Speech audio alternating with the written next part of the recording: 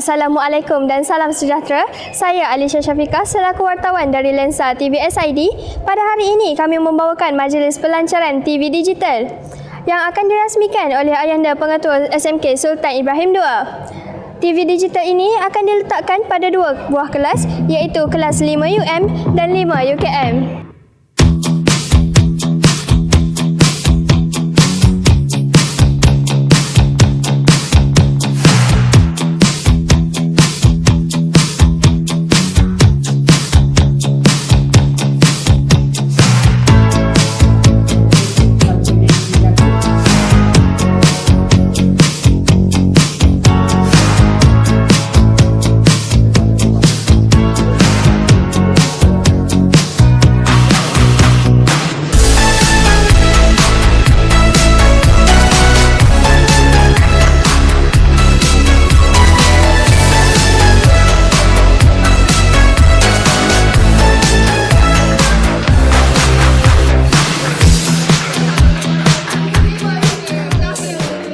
Bersama saya, Tuan Haji Zulkifli bin Abdullah, Ayahanda Pengetua SMK Sultan Ibrahim II.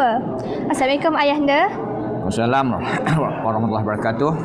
Soalan saya, adakah penggunaan TV digital dapat membantu murid memahami pelajaran dengan lebih baik? Mengapa? Okey, terima kasih kerana sudi bertemu ramah pengetua. Pertama-tamanya soalan itu amat menarik, iaitu mengapa TV digital ini dapat menarik minat pelajar. Okey. Jadi apabila sebut saja digital sesuai dengan pelajar sekarang yang minat kepada digital, minat pada telefon, minat pada TV, maka alhamdulillah inisiatif ini telah dijelmakan oleh korporasi SID Berhad. Jadi kita bersyukur korporasi telah menyumbang TV untuk beberapa bilik darjah untuk kegunaan cikgu-cikgu mengajar. Jadi memudahkan cikgu mengajar dan juga menarik minat pelajar. Dalam PDP apabila penggunaan TV digital ini memudahkan cikgu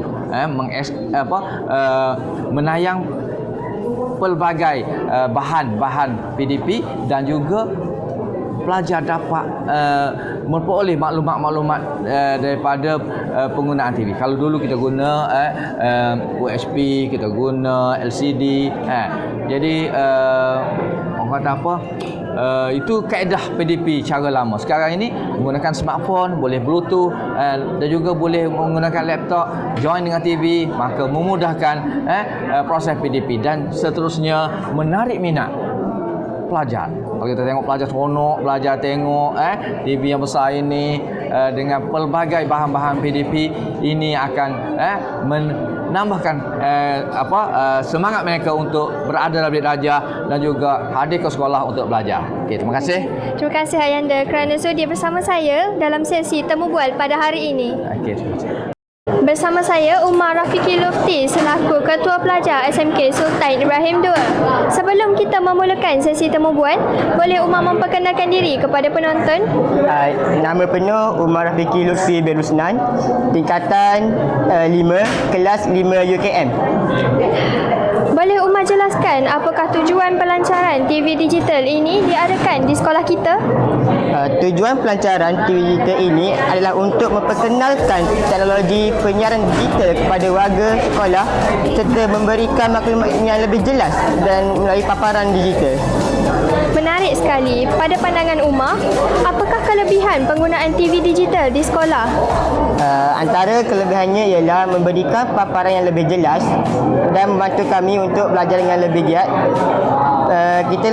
Mudah kita untuk mendapatkan maklumat terini mengenai aktiviti sekolah. Okey, terima kasih Umar kerana sudi bersama saya dalam sesi temu bual pada hari ini.